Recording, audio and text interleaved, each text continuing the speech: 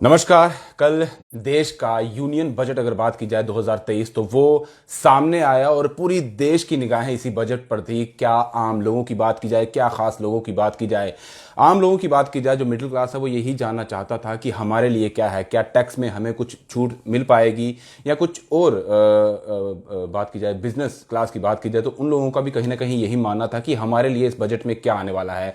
Whole and whole हर कोई यही सोच रहा था कि शायद इस बार कुछ अलग देखने को मिलेगा, क्योंकि अगले साल ही लोकसभा चुनाव ही है। उससे पहले पहले अगर देखा जाए आखिरी बजट है मोदी सरकार का 2.0 की बात की जाए तो अब कल आ चुका है और एक्सपर्ट से राय लेना बहुत ज़रूरी है, क्योंकि आम इंसान कहीं ना कहीं इन चीज़ों को समझ नहीं पाता है। उनके ऊपर से निकल जाती है कि आखिर हो क्या रहा है, हमें टैक्स में छूट मिल रही है तो किस तरीके से मिल रही है, न्यू रिजीम या ओल्ड रिजीम है क्या है, और जो बिजनेस क्लास है उनके लिए क्या लेकर आए हैं। तो इसीलिए हमारे साथ आज एक्सपर्ट हैं जो इस बारे में सारी चीज़ें हम बताएंगे। चार्टर्ड अकाउंटेंट अगर बात की जाए तो ये हैं शगुन कोहली जी। इनसे जानेंगे और बहुत सारी चीज़ें और भी जानेंगे, क्योंकि आम जनता को समझाने के लिए शायद एक्सपर्ट्स की ज़रूरत पड़ती है, इसलिए आज हम इनके साथ हैं। सर, पहले तो आपका बहुत बहुत स्वागत है। Thank you sir, thank you for inviting me to the show. Sir, जानना चाहेंगे कल बजट जो आया, पहले सबसे पहले, क्योंकि बजट पर हर इंसान की निगाह है कि हमें क्या हमारा जो पॉकेट है उस पर भार पड़ने वाला है या कुछ हल्का होने वाला है। आप कल के बजट को किस तरह से देखते हैं? Sir, it's a very positive budget. जो ग्लोबली सिनेरियो चल रहा है, जो टर्मोइल चल रहा है, उसके बीच में मैडम एफएम ने हमें बोला कि इट्स अमृतकाल का पहला बजट। नेक्स्ट हम जो इंडिया एट 100 है उसके लिए हम एक प्लेटफॉर्म सेट कर रहे हैं। तो it was a blueprint, actually it is actually a blueprint. अगर हम लास्ट 3 बजट्स को भी देखें तो इट्स ऑलरेडी अ ब्लूप्रिंट कि हम सेट कर रहे हैं कि 100 इंडिया एट 100 कैसे लगेगा। तो नॉर्मल जनता के लिए काफी कुछ था। जो मध्यम घर की, जो आप कहते हैं, बिल्कुल मिडिल क्लास की बात करते हैं, तो वो बिल्कुल उनके लिए काफी कुछ था। जिनका पर्सनल टैक्सेशन की बात कर रहा हूँ, पर्सनल टैक्सेशन में ऐसा हो गया कि जो 7 लाख रुपए तक के इनकम जिनकी है उसको कोई भी टैक्स नहीं देना पड़ेगा। तो that is a big relief, big relief. मतलब आप इफेक्टिवली अगर देखेंगे तो समवेयर अराउंड 52,000 रुपीज का टैक्स लगता था। तो अब आज की डेट में कोई टैक्स नहीं लगना। ओल्ड रिजीम के हिसाब से अगर जाएंगे तो अभी भी टैक्स है। अच्छा। न्यू रिजीम में इन्होंने न्यू रिजीम को बहुत ज्यादा एनकरेज किया है। मैडम एफएम ने खुद अपनी स्पीच में बोला कि जब हमारा जिसकी इनकम 9 लाख रुपीज की थी, उस 9 लाख रुपीज के ऊपर पहले 60,000 टैक्स लगता था, अब 45,000 टैक्स लगेगा। जिसकी इनकम 15 लाख रुपीस थी, उसकी इनकम पे पहले 1,87,500 का टैक्स लगता था, अब 1.5 लाख का टैक्स लगेगा। हम देख रहे हैं सेविंग है, हमारी जेब में कुछ तो और बच रहा है। बिल्कुल बिल्कुल। और सिमिलरली मैं ऐसा ही कहूंगा कि 15 लाख रुपए तक के इनकम स्लैब को तो फायदा मिला है, बट 15 से लेके अगर हम हाई इनकम में चले जाएं, जो 2 करोड़ रुपए तक है, उनको कोई मतलब माइनर इनसिग्निफिकेंट से बेनिफिट्स है। जो 2 करोड़ के ऊपर वाला स्लैब है, उसमें क्या था कि एक सरचार्ज लगता था 37% का, that has been drop to 25%। और that is a huge relief. अब इन्होंने, मतलब मैडम एफएम ने अपने स्पीच में बोला कि हम इंडिया में रहते तो हैं, लेकिन सबसे हाईएस्ट टैक्स स्लैब है हमारा, तो हम हाई इनकम ग्रुप को भी थोड़ा सा रिलीफ देंगे।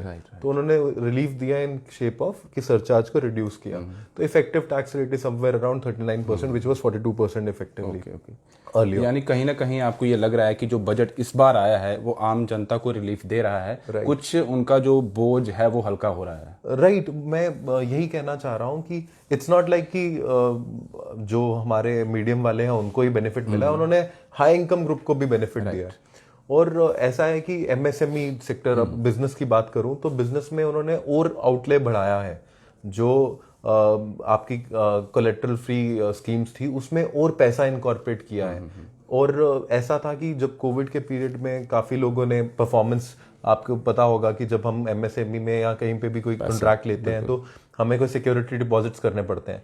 कोविड की वजह से काफी लोग वो चीजें नहीं कर पाए कि काम कंप्लीट नहीं हुआ या समथिंग, तो वो उसके चक्कर में इन्होंने अब क्या किया है कि 95% of the amount forfeited will be given back. वो कह रहे हैं ले लो जी, जितना पैसा लेना है गवर्नमेंट से ले लो। ले लो। हाँ, तो it's a very good step again, very good step. तो ये जो सैलरी क्लास की बात की जाए या फिर जो स्मॉल बिजनेस पर्सन्स हैं उनके लिए बात की जाए तो उनके लिए क्या निकल के आया है? देखिए जैसे सैलरी क्लास को पहले न्यू रिजीम में स्टैंडर्ड डिडक्शन नहीं मिलती थी, अब स्टैंडर्ड डिडक्शन मिलेगी एट अ रेट ऑफ 52,500। तो इफेक्टिवली जिसकी जो सैलरीड एम्प्लॉय है उसकी इनकम अगर 7,52,500 है तो उसको जीरो टैक्स लगेगा अगर वो न्यू रिजीम में जाता है। और old regime as it is रही है, सेम रही है। और मैडम एफएम ने ये भी कहा कि हम डिफॉल्ट स्कीम जो होगी वो न्यू रिजीम को कर देंगे, ओल्ड रिजीम अगर ऑप्शन आपके पास अभी भी रहेगा। प्लस जो एमएसएमई के हो गए या जैसे हमारे पास एक सेक्शन है 44AD जो मतलब आप ऑडिट का क्राइटेरिया कह लीजिए, पहले 2 करोड़ रुपए तक का था, अब वो उसको 3 करोड़ रुपए तक कर दिया, गिवन दैट अगर आपकी कैश रिसीट्स जो है वो 5% से कम है। तो similarly for professions like us also 44ADA करके एक सेक्शन है, उसमें 50 लाख की लिमिट थी, अब 75 लाख की कर दी गई है, गिवन दैट सेम कि कैश रिसीट डिजिटल इंडिया।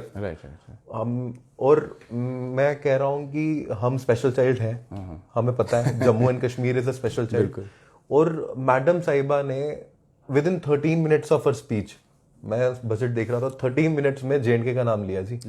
और जो उन्होंने प्रायोरिटी सेक्टर्स रखे, 7 प्रायोरिटी सेक्टर्स, सप्तऋषि जिसको उन्होंने कहा, guiding force for the India at 100, तो उसमें सबसे पहले नाम ही हमारा था। चलो हमें वीकर तो बोला, लेकिन हमें उन्होंने प्रायोरिटी में भी रखा। यानी कि जम्मू कश्मीर में आने वाले समय में बहुत कुछ बदलने वाला है। आप देख ही रहे हो बदल ही रहा है। तो इंडस्ट्रियल पॉलिसी आई, इतनी बढ़िया आई, बाहर के लोग इतने आ रहे हैं, अपोलो आया, पेप्सी आया, कितने फार्मास्यूटिकल, पॉलीकैब आया, कमिंग टू द, यानी कि इससे यूथ को भी कहीं ना कहीं जो employment job creation sir. the out of the 7 priorities major was youth and job creation, तो स्किल डेवलपमेंट। अब स्किल डेवलपमेंट तो मतलब they are setting up 157 nursing homes, paramedics हमारे स्ट्रांग होंगे। अब we have faced COVID, we know कि how important is health sector. तो paramedics अगर हमारे एज गुड एज बाहर की कंट्रीज के होंगे, हमारा health infra is very good, it is one of the best, पर पैरामेडिक्स अभी भी थोड़े से नीचे थे, तो they've tried to improve that also. फिर उसके बाद teacher training programs, Eklavya schools, they are doing everything possible. और अब उनको यह भी पता था कि because of all these things inflation is going to go up, is already up. तो government is at inflation war, तो उसको कर्ब करने के लिए इन्होंने क्या कर दिया कि लोगों के हाथ में पैसा तो दिया और अकॉर्डिंगली सप्लाई भी बढ़ा दी। हर एक चीज की सप्लाई बढ़ाने की कोशिश कर रहे हैं। प्रोडक्शन लिंक्ड इंसेंटिव्स थे, स्टार्टअप्स को 1 और साल दे दिया कि आप जो अपना जो हमारी स्टेट्स हैं, यूटीज है, उनको जो लोन मिला हुआ था उसका पीरियड 1 और साल से एक्सटेंड कर दिया इंटरेस्ट फ्री का। तो they are doing every possible way. और पोल्यूशन को कर्ब करने के लिए उन्होंने हमें ग्रीन एनर्जी का प्रायोरिटी भी बताया। उसके लिए they have outlaid good amount of somewhere around 35,000 crore, और which is a substantial amount. और हाइड्रोजन प्लांट लगा रहे हैं उसके लिए 19,700। कार्बन इमिशन जीरो हो जाएगी 2030 तक, ऐसा भी कहा गया। और अपनी व्हीकल स्क्रैपिंग पॉलिसी जो है, उन्होंने बोल दिया कि 15 साल से पुरानी जितनी भी गवर्नमेंट व्हीकल्स हैं उनको हम स्क्रैप कर देंगे। तो हम राइट स्टेप पे हैं। अगर किसी को कोई प्रॉब्लम है तो वो ये है कि अपने मन में थोड़ी सी दुविधा है, दिमाग में थोड़ी सी दुविधा है कि हाँ भाई ये हमारे लिए तो कुछ नहीं आया। अब overall for the country, for the मतलब it's for the benefit only. And जिस स्टेज पे हम हैं, हमें ब्राइट स्टार बुलाया गया, 5th largest economy, growth rate set at 7%। कौन कर रहा है, कौन सी कंट्री कर रही है? मैं ये समझना चाहूंगा, क्योंकि जैसे आपने कहा कि इन्फ्लेशन जो है वो इस वक्त बहुत सारे देशों में चल रहा है। भारत की बात की जाए तो यहाँ पर कितना असर है, इस बजट से क्या कुछ बदल जाएगा या कुछ चेंजेस होंगे? बिल्कुल। देखिए मैं आपको बताता हूँ कि इन्फ्लेशन 2 तरह की होती है। एक कॉस्ट फैक्टर्स होते हैं कि किसी चीज़ की कॉस्ट बढ़ गई, रॉ मटेरियल की कॉस्ट बढ़ गई, तो वो टेम्परेरी नेचर होता है, तो उससे कुछ ज़्यादा फर्क नहीं पड़ता। दूसरा होता है प्रोडक्शन लिंक, डिमांड मतलब बेस्ड। तो उसमें क्या है कि डिमांड ज़्यादा है, सप्लाई कम है, और लोगों के हाथ में पैसा भी कम है। जो आंकड़े कहते हैं उसमें ऐसा है कि लास्ट ईयर हमारी annual saving was 15%, near about 15%। Now last year it drop to 10%। तो अब लोगों के हाथ में पैसा दे दिया, सिटीजन जो सीनियर सिटीजन स्कीम है उसमें 15 लाख की लिमिट 30 लाख कर दी।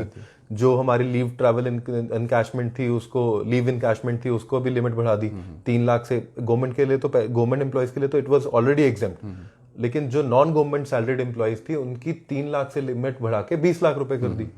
लोगों के हाथ में पैसा तो बचेगा और अकॉर्डिंगली वो खर्च भी कर सकते हैं। अब मैं ये नहीं कहता कि जब लोगों के पास पैसा बच रहा है तो इसका मतलब ये है कि वो इन्फ्लेशन के चांसेस ज्यादा भी हैं, लेकिन उसको करने के लिए उन्होंने सप्लाई भी बढ़ाने की कोशिश करी।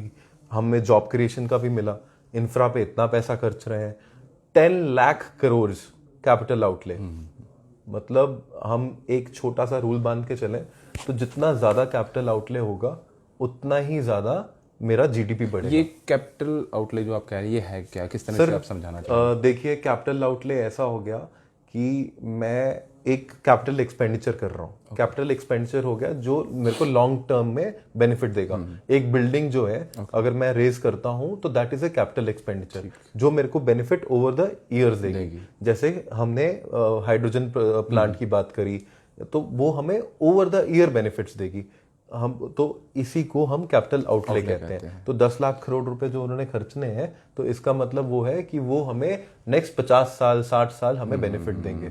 तो हम कुछ चीज़ों की अगर बात करें, कुछ चीज़ों में महंगाई भी आई है, जैसे कह रहे हैं कि गोल्ड महंगा हो जाएगा या कुछ और भी चीज़ें हैं, या कुछ सस्ती ये है कि इलेक्ट्रॉनिक चीज़ें में कहा गया है कि कुछ शायद टैक्स फ्री कर दिया जाएगा, कुछ ऐसी चीज़ें भी हैं। ऐसा है कि जो हमारी गोल्ड है, गोल्ड का उन्होंने कस्टम ड्यूटी उस पर थोड़ी सी बढ़ाई, लेकिन एक दूसरा बेनिफिट दे दिया साथ में कि पहले क्या होता था कि अगर मतलब हम कैपिटल गेन की बात करते हैं, एक इनकम टैक्स में ही एक और हेड होता है कैपिटल गेन जिसमें टैक्सेशन लग जाती है अगर हम गोल्ड बेच रहे हैं। तो इसमें क्या कर दिया इन्होंने कि आप गोल्ड को, फिजिकल गोल्ड को अगर ई गोल्ड में ट्रांसफर कर देते हो या ई गोल्ड को फिजिकल गोल्ड में ट्रांसफर कर देते हो तो आपको कैपिटल गेन नहीं लगेगा। एक ये बेनिफिट दे दिया। तो मतलब ऐसा है कि चीज़ें जो महंगी हो रही हैं, जैसे कपड़े, टेक्सटाइल आपकी बढ़ रही है, लेकिन आपको पता है कि मोबाइल जो है उसकी कैमरा की आइटम्स को उन्होंने सस्ता कर दिया। उन्होंने जैसे डायमंड जो है, डायमंड को बनाने के लिए उसको सस्ता कर दिया।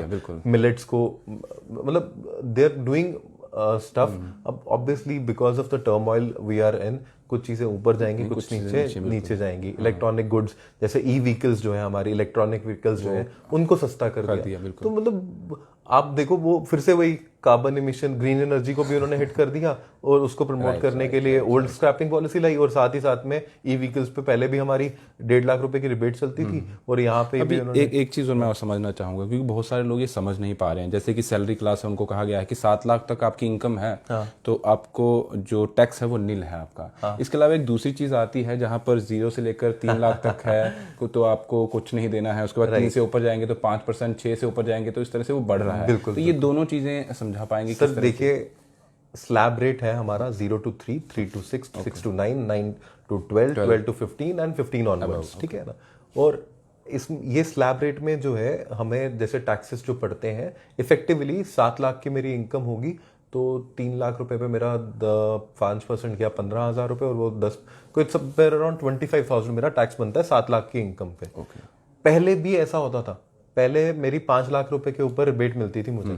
तो पहले मेरा इफेक्टिवली 5 लाख रुपए की इनकम में 12,500 रुपए का टैक्स था। लेकिन गवर्नमेंट ना आपको 87A की एक रिबेट देती थी। मतलब आप कह लो जैसे हम सिलेंडर लेते हैं और हमें सब्सिडी मिल जाती है ना, वो बाद में आती है। यहाँ पे ऐसा नहीं था। यहाँ पे क्या था कि साथ ही आपको रिफंड मिल गया कि आपने जितना टैक्स आपका बनता था आपने टैक्स नहीं दिया जी और आपने गवर्नमेंट ने आपको रिबेट दे दी।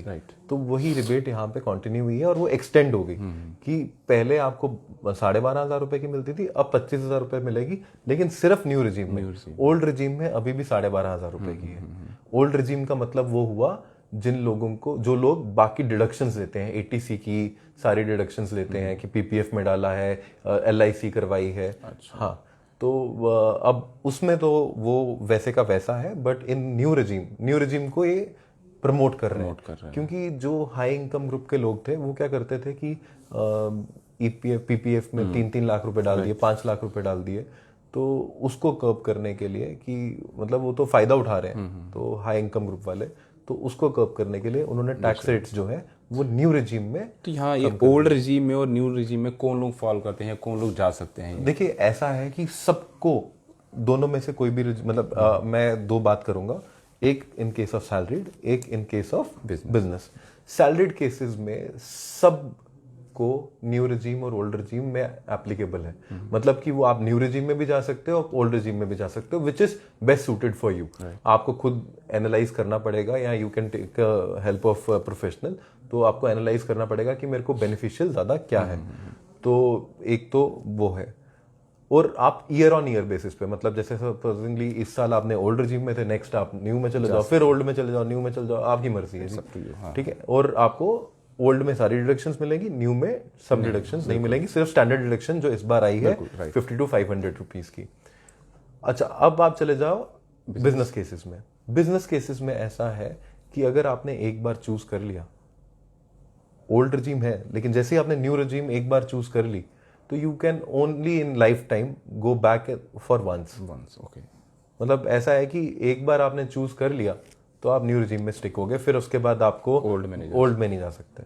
ये बिजनेस के केस में है। ओके। तो ओवरऑल अगर देखा जाए बजट में तो बहुत सारी चीज़ें आई हैं, बहुत सारे बदलाव आए हैं, लेकिन कहीं ना कहीं जिस तरह से सर का कहना है कि आने वाले समय में इस चीज़ का बेनिफिट जो है वो बहुत अच्छे से होगा और वो देखा भी जाएगा। और जम्मू कश्मीर की बात की जाए, जिस तरह से यहाँ पर डेवलपमेंट, क्योंकि हमारी जो ये यूटी अगर बात की जाए तो मैं कट कर रहा हूँ एक मिनट। नहीं, राइट, मैं आप ही के पास मैं इसलिए कट कर रहा हूँ कि 50 ने एयरपोर्ट्स, एडिशनल डोमेस्टिक रेलवेज को 2.4 लाख का 2 लाख करोड़ का बजट दे दिया है। तो इंफ्रा हमारा इंप्रूव होने वाला है। तो डोमेस्टिक कनेक्टिविटी बढ़ने वाली है। 100 लैब सेटअप कर रहे हैं, दे आर फॉर 5G। कितने एमएसएमई का एक बहुत बड़ा जो उनको बेनिफिट मिलने वाला है। कितने उन्होंने एक्ट्स अबॉलिश करने की बात करी है, जो अभी बिल पास करेंगे, 42 एक्ट्स को अमेंड करेंगे, और 39 जो कंप्लायंसेस हैं, 39,000 कंप्लायंसेस जो हैं उनको वो अबॉलिश करेंगे। यानी कि टोटल अगर देखा जाए, जिस तरह आपने शुरुआत में ही बोला कि ये पॉजिटिव है और आने वाले समय में बेनिफिट मिलेगा, वो अभी थोड़ा मुश्किल है उसको समझ पाना, लेकिन आने वाले समय में वो चीज़ें समझ आ जाएंगी विद यू। और जिस तरह से अभी डेवलपमेंट हो भी रही है जम्मू कश्मीर का, आप देखते हैं कि यहाँ पर बहुत सारी चीज़ें आपने शुरुआत में कह दिया है, वैसे फिर भी मैं जानना चाहूँगा, क्योंकि जम्मू कश्मीर के लोग हमें देख भी रहे हैं, वो समझना चाहेंगे कि क्या हमारे यहाँ पर जो हमारा यूथ है या हमारी जो बिजनेस क्लास है, क्योंकि अभी बहुत ज़्यादा तंगी उनको हो रही है, बहुत सारी मुश्किलात से वो गुजरे भी हैं, कोविड में भी, और अभी भी कहीं ना कहीं डेवलपमेंट जहाँ पर होती है मुश्किलें होती हैं। तो आने वाले समय में कुछ होगा मतलब? सर मैं इसका जवाब कैसे दूं, मुझे आप बताइए खुद।